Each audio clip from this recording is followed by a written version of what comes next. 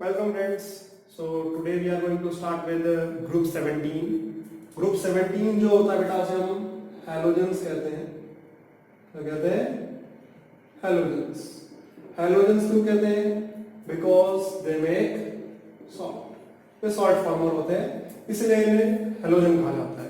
अब हमारे पास जो हैलोजेंस हैं वो कौन से हैं? We have different halogens, जैसे कि हमारे पास क्या है? फ्लोरीन है, fluorine, bromine, iodine, astatine and जो आपके पास लेटेस्ट जो डिस्कवर हुआ है दैट इज एनासाइन। ठीक है बच्चे, याद कैसे रखोगे? First class break in Alto Tesla. ठीक है जी, कैसे? First class break in Alto Tesla.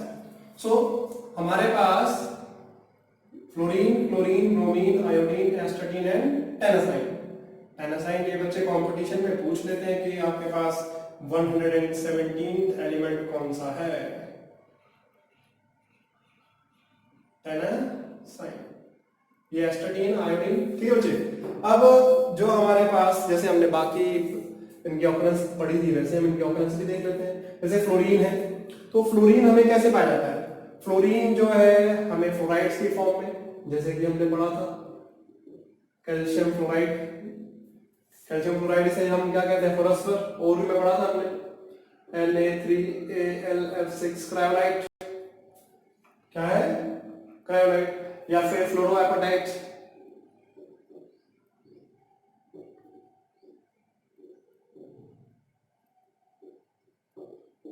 फ्लोरोएपेटाइट ये हमारे पास है, इसमें मिल जाते हैं। क्लोराइड जो है हमारे जैसे कि सोडियम क्लोराइड, रॉक सॉल्ट जैसी वगैरह में पाया जाता है हमारे पास, राइट। फिर क्लोराइड KCl MgCl2.6H2O ये भी हमने पढ़ा था, राइट।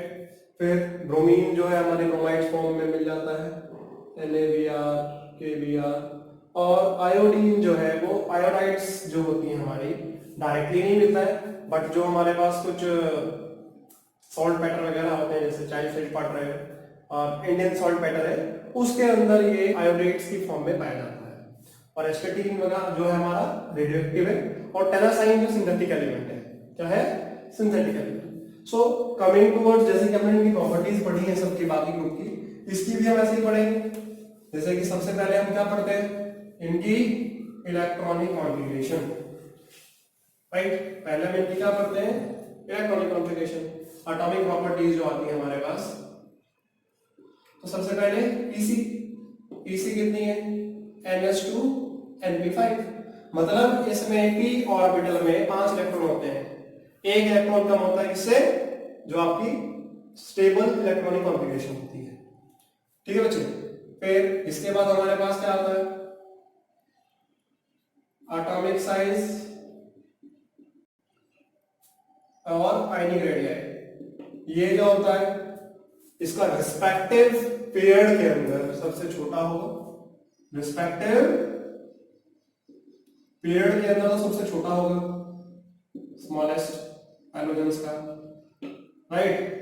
और डाउन द ग्रुप अगर जाएंगे हम तो एटॉमिक साइज क्या करेगा? इंक्रीज, जैसे बाकी में कर रहा था। क्यों? क्योंकि इलेक्ट्रॉन एक नई शेल में ऐड होगा, तो इसलिए जो होगा वो ज्यादा होगा साइज। ठीक है बच्चे, रिपल्शन फोर्स बढ़ जाती है। फिर हमारे पास इसके बाद क्या आता है? IP, ionization potential. इसकी हाईएस्ट होगी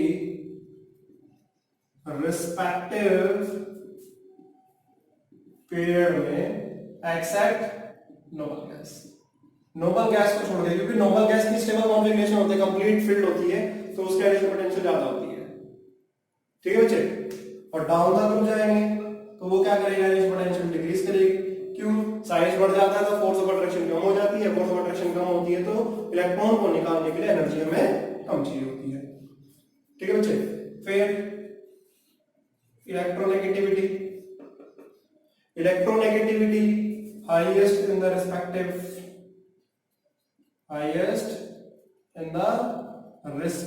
पीरियड।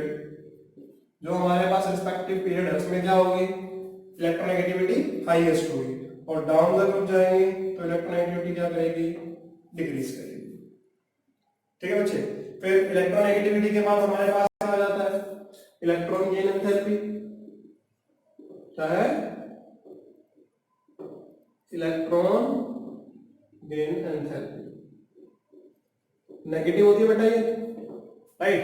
अब जो हमारे पास, जैसे हमारे पास नाइट्रोजन वाले ग्रुप में नाइट्रोजन की कम थी, ठीक है, ऑक्सीजन वाले में ऑक्सीजन की कम थी सल्फर से, ऐसे ही हमारे पास फ्लोरीन की जो है वो कम होती है क्लोरीन से। बाकियों में क्या था कि बाकी को अगर अरेंज करते थे तो हमारे पास जैसे नाइट्रोजन वाले ग्रुप में नाइट्रोजन सबसे कम ही हो जाती है और डाउन द ग्रुप क्या करती है, वो डिक्रीज करती है, राइट।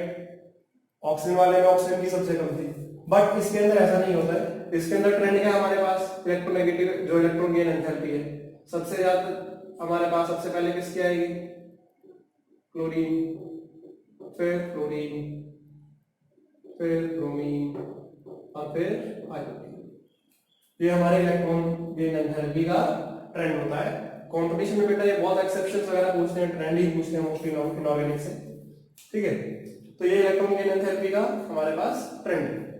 अब ऐसा क्यों होता है कि फ्लोरीन का जो होता है वो कम होती है, क्यों, इसका साइज छोटा होता है, smaller size and more inter-electronic repulsion, more inter-electronic repulsion, repulsion जो होती है वो ज्यादा हो जाती है, जिसकी वजह से वो आसानी से इलेक्ट्रॉन को फिर नहीं लेते हैं। तो ये हमारे पास क्या थी बच्चे, इनकी एटॉमिक प्रॉपर्टीज थी। अब एटॉमिक प्रॉपर्टीज के बाद हम किसकी बात करते हैं हमेशा, फिजिकल प्रॉपर्टीज की। तो अब हम इनकी फिजिकल प्रॉपर्टीज देखेंगे, फिर हम इनकी केमिकल प्रॉपर्टीज देखेंगे, ठीक है बच्चे। तो सबसे पहले जो हमारे पास फिजिकल प्रॉपर्टी है क्या है, वो है इनकी एटॉमिसिटी, फिजिकल प्रॉपर्टी में। अब एटॉमिसिटी देखी जाए तो ये सारे के सारे डाई एटॉमिक हैं, ठीक है जी, जैसे F2, Cl2, Br2 और K2, ठीक है। So all are diatomic. फिर बात करते हैं हम इनके नेचर की, क्या, nature. So down the group जब जाएंगे तो फ्लोरीन, क्लोरीन, ब्रोमीन और आयोडीन में, तो डाउन द ग्रुप जाते हैं तो मेटेलिक कैरेक्टर इंक्रीज करता है, मेटेलिक कैरेक्टर इंक्रीज, जैसे नेगेटिव है। अब आयोडीन जो है पॉजिटिव भी बना लेता है, जैसे कि अगर हमारे पास ICl3 है तो इसमें आयोडीन के ऊपर पॉजिटिव आएगा, राइट, ठीक है बच्चे। तो इस तरह से हमारे पास मेटेलिक कैरेक्टर भी इंक्रीज करता है डाउन द ग्रुप, ठीक है जी, और नॉन मेटेलिक कैरेक्टर डिक्रीज करता है। तो ये हमारा किसके ऊपर डिपेंड कर जाता है, हमारी नेचर के ऊपर हो गया।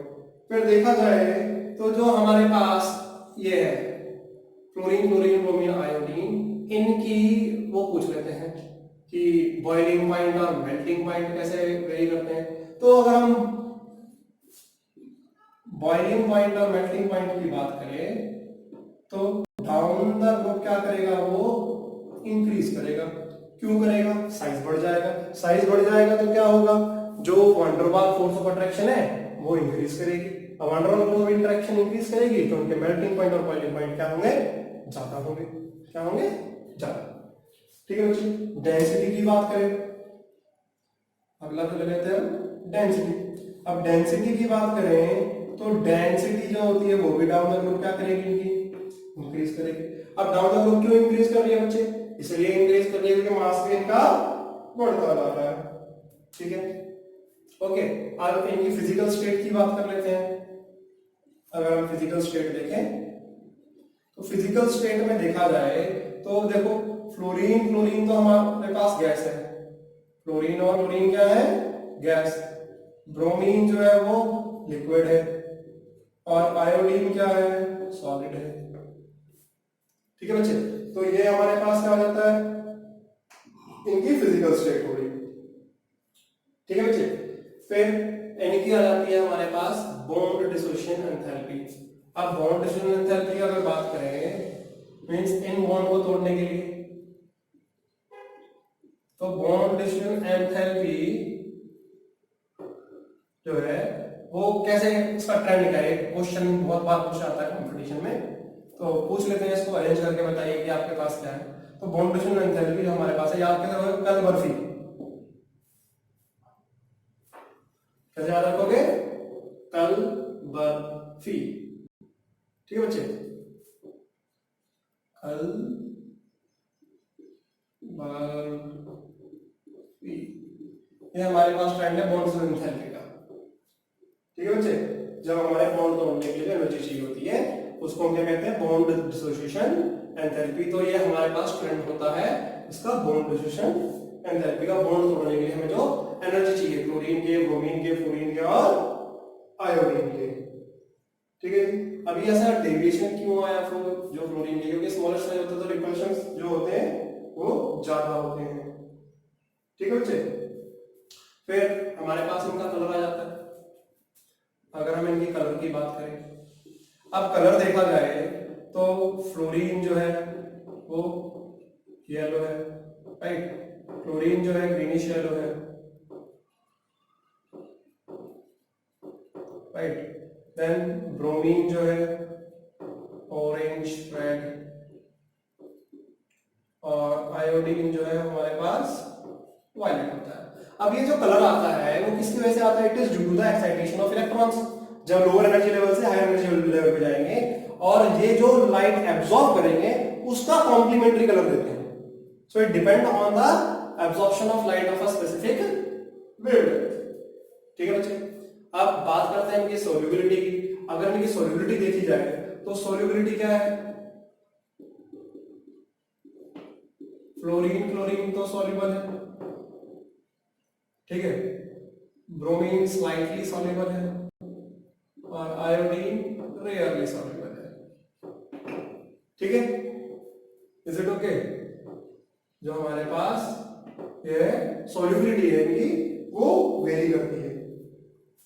ठीक है बच्चे, अब बॉन्ड की बात करें कि ये बॉन्ड कैसे बनाती है, तो ये बॉन्ड जो है ये बॉन्ड कैसे बनाएंगे। अब इनके जो बॉन्ड होते हैं ये आयनिक भी बना सकते हैं और ये कोवेलेंट भी बना सकते हैं। जब ये गेन करेंगे तो आयनिक बनाएंगे और जब ये शेयर करेंगे तो कोवेलेंट बनाएंगे। जैसे कि अगर मेटल क्लोराइड बनती है NaCl तो ये आयनिक बॉन्ड बनाएगा, और अगर हमारे पास HCl बन जाता है तो इसमें क्या होगा, कोवेलेंट बॉन्ड होगा, क्योंकि यहाँ पर क्या हो रहा है, हमारे पास शेयरिंग हो रही है। ठीक है बच्चे, तो ये हमारे पास क्या होगी, हमारी फिजिकल प्रॉपर्टीज होगी। इसके बाद हम बात करते हैं किसकी, जो हमारे पास आती है इनकी केमिकल प्रॉपर्टीज की। केमिकल प्रॉपर्टीज में हम सबसे पहले क्या देखते हैं बच्चे, इनकी ऑक्सीडेशन स्टेट देखते हैं, फिर उनके ट्रेंड्स देखते हैं कि हमारे पास कौन से ट्रेंड आ जाते हैं ऑक्सीजन के साथ, हेलोजन के साथ, देन हाइड्राइड्स, राइट। तो वो सब अब हम देखेंगे इनकी केमिकल प्रॉपर्टीज में। तो सबसे पहले अगर हम बात करें तो हमारे पास क्या आता है, इनकी ऑक्सीडेशन स्टेट।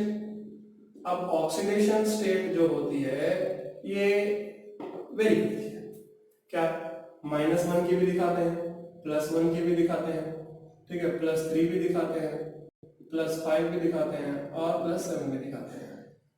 ठीक है जी, और अगर देखा जाए, अगर हम स्टैंडर्ड के हिसाब से देखें, अगर इंटर हेलोजन कंपाउंड्स को भी देख लें, हेलोजन मिल जाते हैं, ऑक्साइड्स को देख लें, तो हम कह सकते हैं कि ये -1 से +7 तक की ऑक्सीडेशन स्टेट को दिखा देते हैं। कहां से कहां, -1 से +7 तक की ऑक्सीडेशन स्टेट को देखा जाए तो हम कह सकते हैं -1 to +7। ठीक है जी, एक्सेप्ट फ्लोरीन, क्योंकि फ्लोरीन जो है वो अपना ऑक्टेट एक्सपेंड नहीं कर सकता है। क्यों नहीं कर सकता, क्योंकि उसके पास वैकेंट d ऑर्बिटल्स प्रेजेंट नहीं होती है।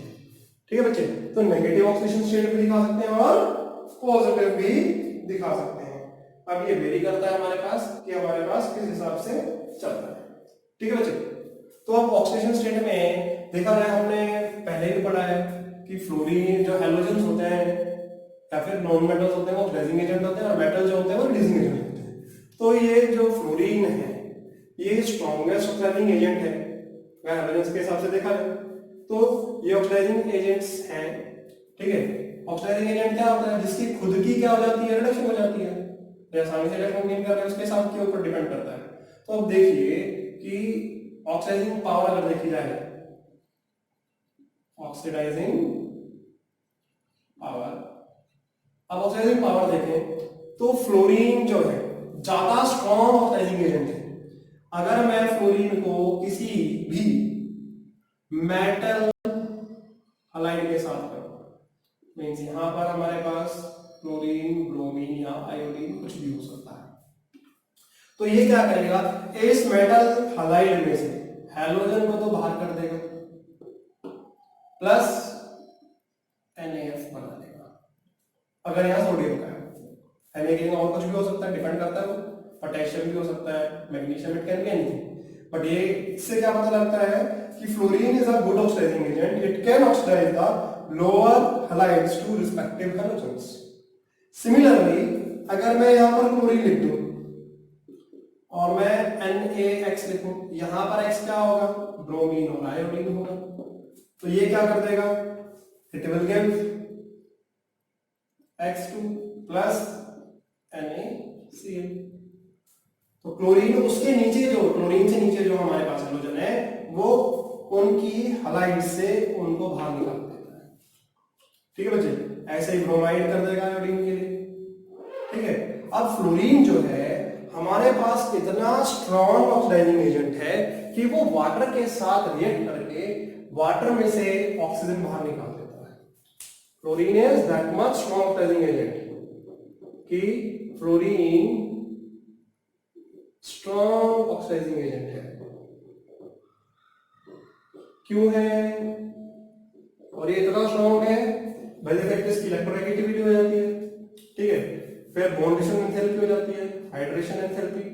हाइड्रेशन एंथैल्पी भी देखा जाए तो फ्लोरीन की सबसे ज्यादा नेगेटिव हाइड्रेशन एंथैल्पी होती है और डाउन द ग्रुप वो डिक्रीज करती चली जाती है।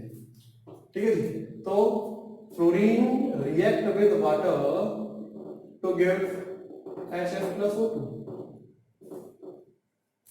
राइट। तो फ्लोरीन वाटर के साथ रिएक्ट करके HF+O2 दे रहा है, जबकि अगर हमारे पास क्लोरीन या फिर ब्रोमीन होते हैं, यहीं पे लिख देते हैं जनरल रिएक्शन, और यहां पर X क्या है, क्लोरीन या फिर ब्रोमीन, तो ये क्या करेगा, ये दो एसिड बना देगा, एक HX बनाएगा, एक HOX बनाएगा, हाइपोएलस बना देगा और हलाइड बना देगा, राइट। बट जो हमारे पास आयोडीन है, वो आयोडीन जो है वो रिवर्स रिएक्शन कर देता है, जैसा हमारा फ्लोरीन वाले के साथ हो रहा है। उसमें आयोडाइड से आपके पास आयोडीन बाहर आ जाता है, उसमें हमारे पास रिएक्शन क्या होगा, जैसे कि Hi+O2 करेंगे तो इसके अंदर आयोडाइड के प्रेजेंस में अगर हम ऑक्सीडेशन करेंगे तो हमारे पास वो आयोडीन प्लस वाटर दे देगा, राइट। तो हम कह सकते हैं कि fluorine is the strongest oxidizing agent in the respective group, whereas iodine is a strong reducing agent. ठीक है जी, तो अगर रिड्यूसिंग एजेंट के हिसाब से हम लगाएंगे तो हमारे पास क्या आएगा, fluorine, chlorine, bromine and iodine, ये रिड्यूसिंग एजेंट के हिसाब से। और अगर ऑक्सीडाइजिंग एजेंट के हिसाब से लगा दें तो iodine, bromine, chlorine and fluorine, ये हमारे पास ऑक्सीडाइजिंग एजेंट के हिसाब से। ठीक है बच्चे, so according to the nature it changes its oxidation state, और उसके हिसाब से हमारे पास क्या आता है, रिड्यूसिंग जो ऑक्सीडाइजिंग एजेंट है। तो ऑक्सीडाइजिंग एजेंट देखा जाए तो हमारे पास तीन फैक्टर होते हैं, कौन से होते हैं, bond dissociation enthalpy, bond dissociation enthalpy, right, फिर इलेक्ट्रॉन गेन एंथैल्पी और हाइड्रेशन एंथैल्पी। अब बॉन्ड एंथैल्पी और हाइड्रेशन एंथैल्पी ओवरकम कर देते हैं इलेक्ट्रॉन गेन एंथैल्पी को, जिसकी वजह से फ्लोरीन जो होता है वो strongest reducing agent, strongest oxidizing agent होता है। ठीक है बच्चे, सो ये हमारे पास क्या था कि हमारी जो ऑक्सीडाइजिंग पावर है वो किस हिसाब से वेरी कर रही है, हमारे हैलोजेंस की राइट। तो fluorine is the strongest oxidizing agent whereas iodine is the strongest reducing agent in the respective group. ठीक है बच्चे, तो ये हमारी ऑक्सीडाइजिंग पावर के हिसाब से होगी। इसके बाद हम देखते हैं जो हमारे पास आता है रिएक्शन विद हाइड्रोजन। अब हाइड्रोजन के साथ रिएक्ट करेगा तो ये हाइड्राइड्स बनाएंगे। अब हाइड्राइड्स बनाएंगे, ये कौन सी हाइड्राइड होगी? He की फॉर्म में होगी, इसकी फॉर्म में हाइड्राइड्स जब देखी जाएगी। सो क्या होगा? HF, HCl, HBr और HB। ये है बच्चे। अब देखो बच्चे कि इसके अंदर भी हमारे पास क्वेश्चन आ जाते हैं कि इनकी थर्मल स्टेबिलिटी क्या है, एसिडिक नेचर क्या है, रिड्यूसिंग नेचर क्या है, डायपोल मोमेंट, आयनिक करैक्टर। तो देखो थर्मल स्टेबिलिटी जैसे हमारे पास बाकी ग्रुप में चलता था वही था। क्या था कि थर्मल स्टेबिलिटी जो होती है वो किस हिसाब से चलती है हमारे? डाउन द ग्रुप क्या करती है? डिक्रीज करती है। क्यों करती है? क्योंकि साइज बढ़ जाता है, साइज बढ़ जाता है तो बॉन्ड कमजोर हो जाता है, बॉन्ड कमजोर होगा तो तोड़ने की एनर्जी कम लगेगी। अब अगर थर्मल स्टेबिलिटी डिक्रीज कर रही है तो क्या होगा बच्चे? एसिडिक करैक्टर क्या करता है हमारा? इंक्रीज करता है, राइट। जितनी जल्दी H छोड़ेगा उतना ज्यादा एसिडिक होगा। फिर अगर जितनी जल्दी H छोड़ता है उतना ज्यादा उसका क्या होता है? रिड्यूसिंग एजेंट होता है, तो रिड्यूसिंग करैक्टर वैसे ही बढ़ेगा, राइट और नॉट? ठीक है बच्चे। अब अगर आयनिक करैक्टर की बात करें कि अगर आयनिक करैक्टर देखा जाए तो आयनिक करैक्टर क्या होगा भाई? जिसके इलेक्ट्रोनेगेटिविटी ज्यादा होगी उसका आयनिक करैक्टर ज्यादा हो। तो यहां पर देखा जाए तो डाउन द ग्रुप हमारी इलेक्ट्रोनेगेटिविटी डिक्रीज करती है, तो सबसे ज्यादा आयनिक ये होगा। आयनिक किस हिसाब से होगा? Ionic character down the group decreases. ठीक है बच्चे, आयनिक करैक्टर क्या करेगा? डाउन द ग्रुप डिक्रीज करेगा। सिमिलरली डायपोल मूवमेंट भी देखी जाए, डायपोल मूवमेंट, तो डायपोल मूवमेंट भी डाउन द ग्रुप क्या करेगी? डिक्रीज करेगी। डायपोल मूवमेंट भी इलेक्ट्रोनेगेटिविटी पर डिपेंड करती है। अब हमारी इलेक्ट्रोनेगेटिविटी फ्लोरीन की सबसे ज्यादा है, दैट इज 4.0, राइट, और क्लोरीन की लगभग 3.2 होती है। और जैसे जैसे नीचे जाते हैं वैल्यू डिक्रीज करती चली जाती है। तो जिसकी इलेक्ट्रोनेगेटिविटी जितनी ज्यादा होती है उसका डायपोल मोमेंट भी उतना ज्यादा होता है। ठीक है बच्चे। और बॉन्ड लेंथ का अगर देखें तो बॉन्ड लेंथ क्या होगा? Down the group bond length increase करेगी। अगर हम बॉन्ड लेंथ की बात करेंगे, अभी बताया था कि थर्मल स्टेबिलिटी, तो बॉन्ड लेंथ क्या होगा? डाउन द ग्रुप इंक्रीज करेगी। ठीक है बच्चे, ओके। फिर आ जाता है हमारे पास इनका क्या? Boiling point. अगर हम बॉइलिंग पॉइंट की बात करें तो बॉइलिंग पॉइंट का ग्राफ कैसा होगा इनका? याद हो आपको जैसे हमने पीछे बनाया था, ये होगा HF, HCl, HBr and HI, ये ग्राफ होता है।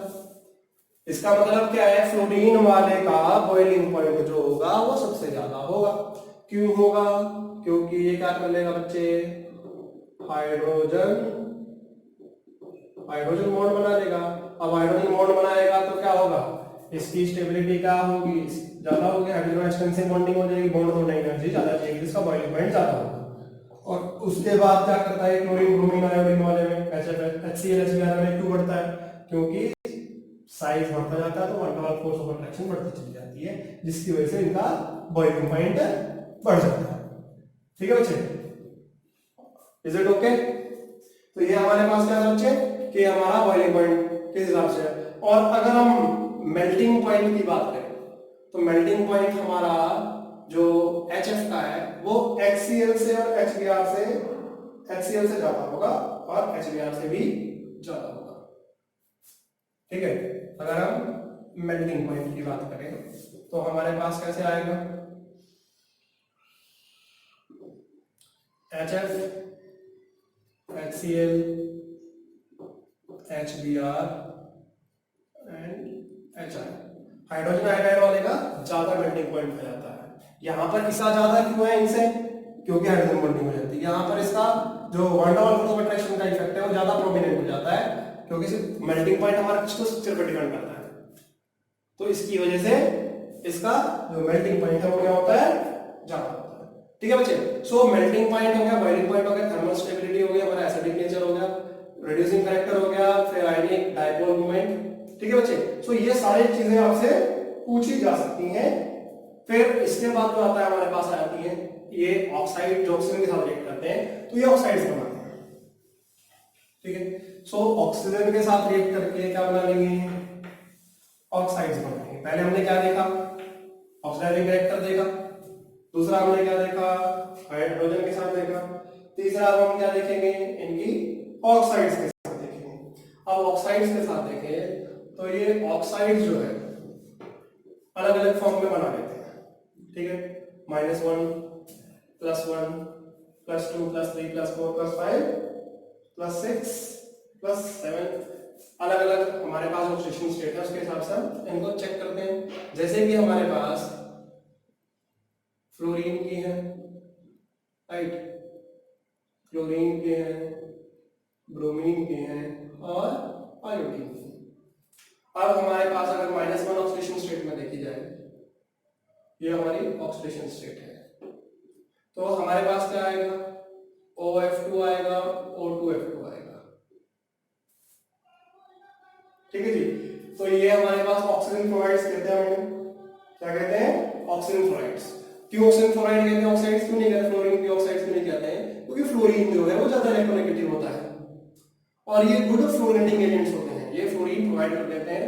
और जैसे कि अगर आप प्लूटोनियम वगैरह के साथ करें तो ये प्लूटोनियम से जो अनरिएक्टिव जो रिएक्टिव फ्लूइड है उसमें से प्लूटोनियम फ्लोराइड को बाहर कर देता है। ठीक है बच्चे, कौन, जो हमारे पास इनकी ऑक्साइड्स अगर देखी जाए। ठीक है बच्चे, अब जैसे कि हमारे पास OF2 वगैरह है तो ये हमारी ऑक्सीजन क्लोराइड्स है, इसमें दोनों के अंदर देखा जाए तो हमारे पास दोनों में ही हमारा फ्लोरीन की -1 ऑक्सीडेशन स्टेट है और फ्लोरीन -1 से एक्सटेंड नहीं कर सकता है due to the absence of vacant orbital. तो इसलिए फ्लोराइड जो ऑक्सीजन के साथ रिएक्ट करती है उसे -1 ऑक्सीडेशन स्टेट में करती है, जबकि क्लोरीन, ब्रोमीन और आयोडीन में -1 के अंदर नहीं बनती है। ठीक है, +1 में अगर देखा जाए इसमें +1 फ्लोरीन की तो नहीं बनेगी, राइट।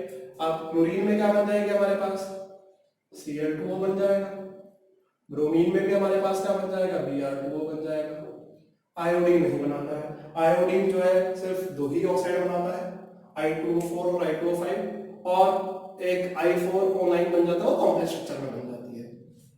ठीक है बच्चे, +1 में हमारे पास ये होगी। फिर +2 में अगर देखें तो +2 में हमारे पास क्या आ जाएगा, ClO2।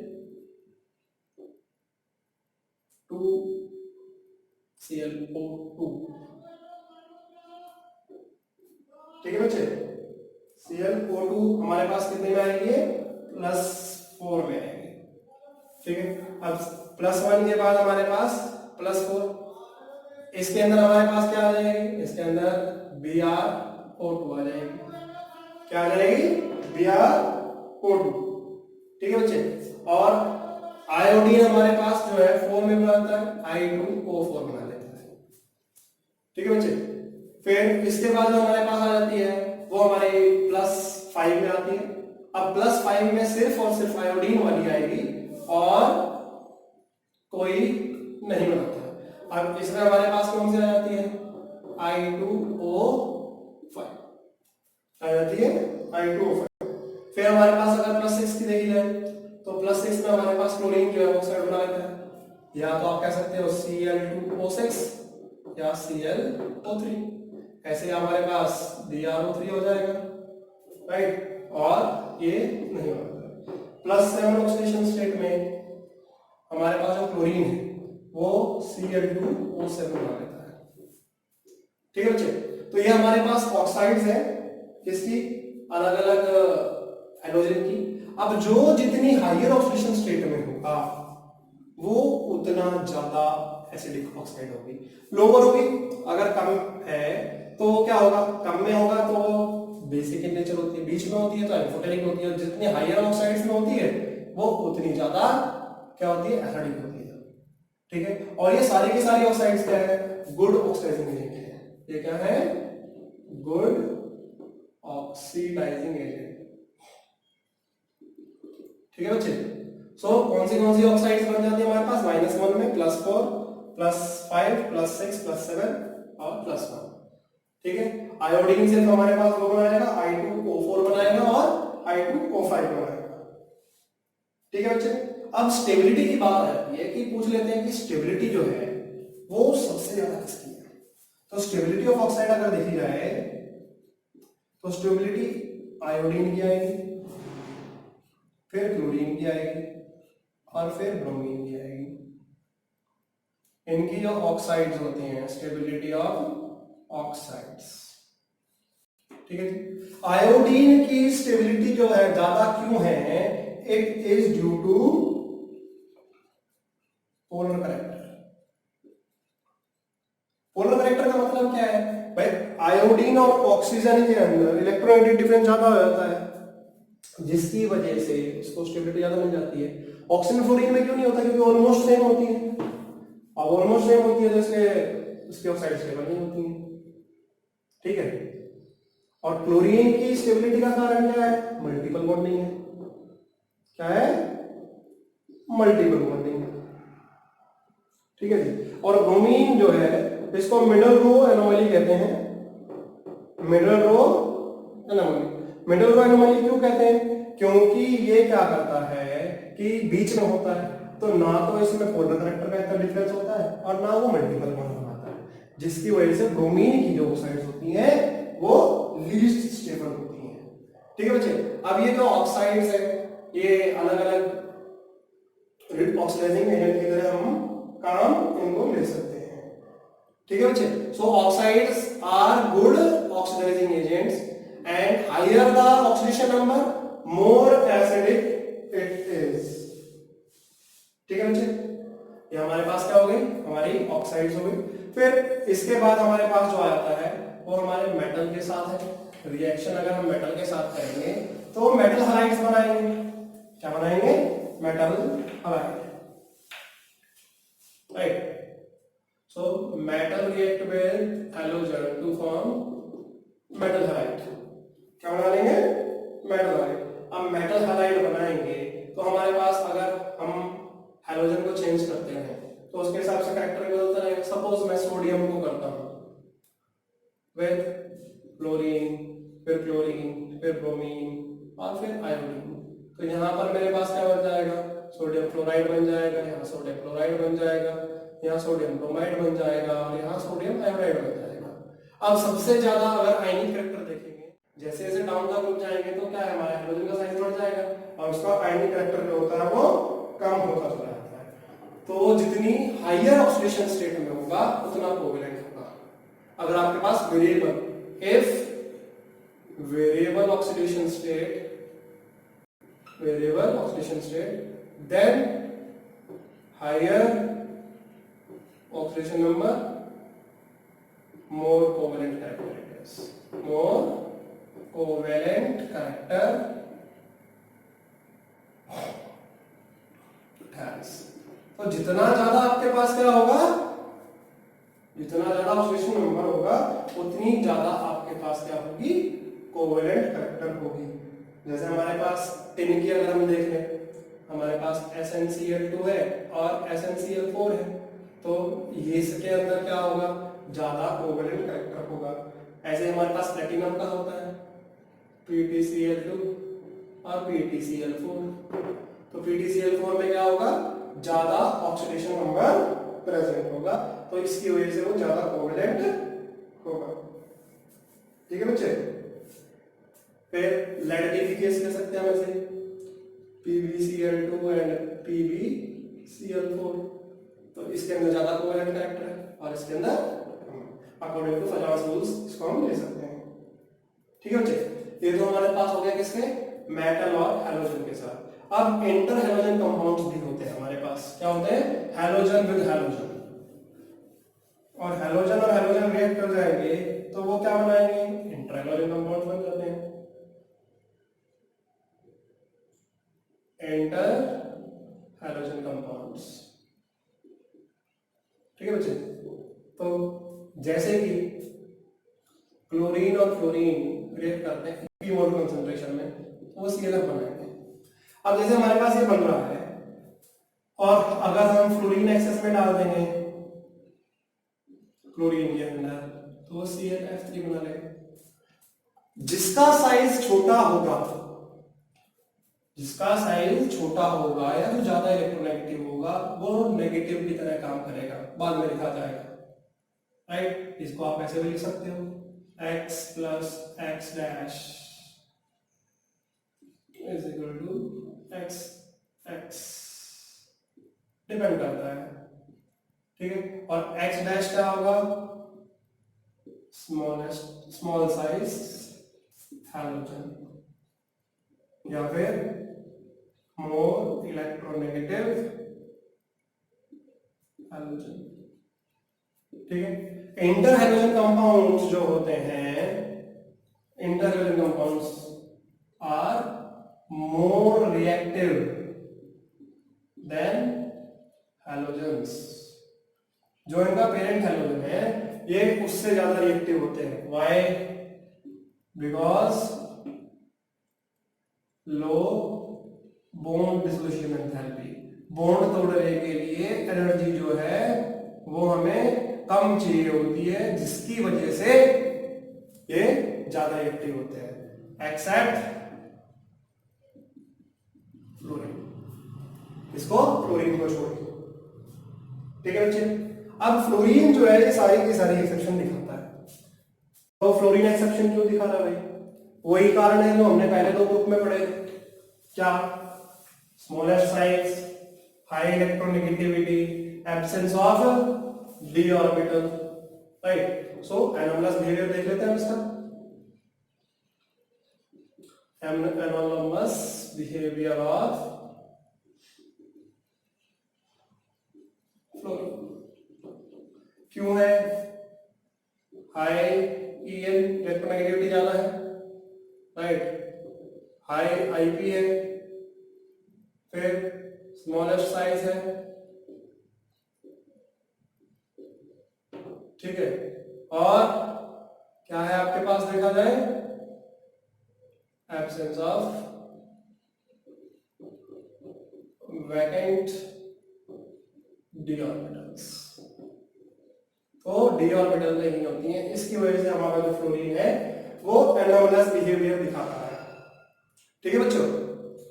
अब देखा जाए तो अब फ्लोरीन की एनोमलस बिहेवियर है, क्या क्या हो सकता है? जैसे कि रिएक्टिविटी हो गई, सबसे ज्यादा रिएक्टिव कौन सा है? फ्लोरीन है। और डाउन द रोड क्या होता है? रिएक्टिविटी डिक्रीज करती जाती है, ठीक है। फिर ऑक्सीडेशन स्टेट अगर देखा जाए, फ्लोरीन सिर्फ -1 दिखाएगा, बाकी जो हैलोजेंस है वो अपने ऑक्सीडेशन स्टेट को अल्टर कर सकते हैं, ठीक है। फिर फ्लोरीन जो है वो हाइड्रोजन बॉन्डिंग कर लेता है, क्या कर लेता है? हाइड्रोजन बॉन्डिंग, जबकि बाकी नहीं करते हैं, ठीक है।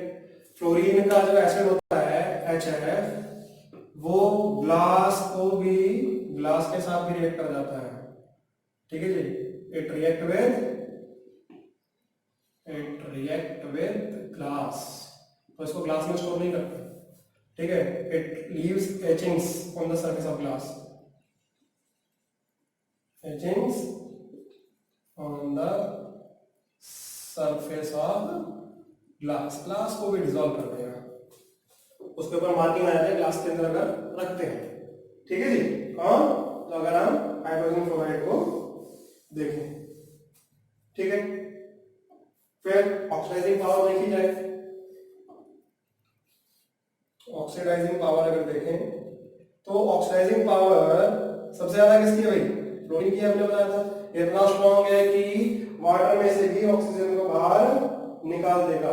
और ये सबसे खास बात, ये किसी भी एलिमेंट की हाईएस्ट ऑक्सीडेशन स्टेट जो है वो फ्लोरीन लेके आती है, ना कि बाकी हैलोजेंस। जैसे ऑस्मियम के केस में OSF8 बन जाता है, ऑस्मियम जो है मैक्सिमम +8 तक दिखा सकता है, तो फ्लोरीन के केस में ऐसा होता है। अब सल्फर के केस में देखो, हमने भी पढ़ा था पिछले ग्रुप में, सल्फर में SO6 बन जाता है, सल्फर की मैक्सिमम ऑक्सीडेशन स्टेट आती है, तो फ्लोराइड जो है वो मैक्सिमम ऑक्सीडेशन स्टेट को भी निकाल देता है, ठीक है बच्चे।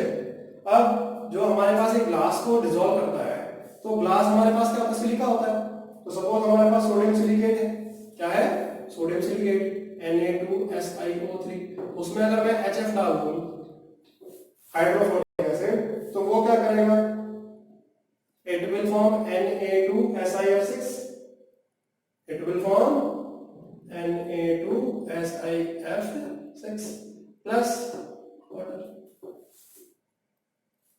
ठीक है बच्चों, तो फ्लोरीन को हम इन सब प्रॉपर्टी की वजह से हम क्या कहते हैं, सुपर हैलोजन भी कहते हैं। ठीक है बच्चे, सो बच्चों यहां तक हमारी ये हो गई chemical properties and trends. In the next lecture we will be discussing about chlorine, chlorine की प्रिपरेशन क्या है, उसका नेचर क्या है, और हमारे जो ऑक्सीजन एसिड्स है और इंटरनेशनल कंपाउंड्स। ठीक है बच्चे, thank you for watching this.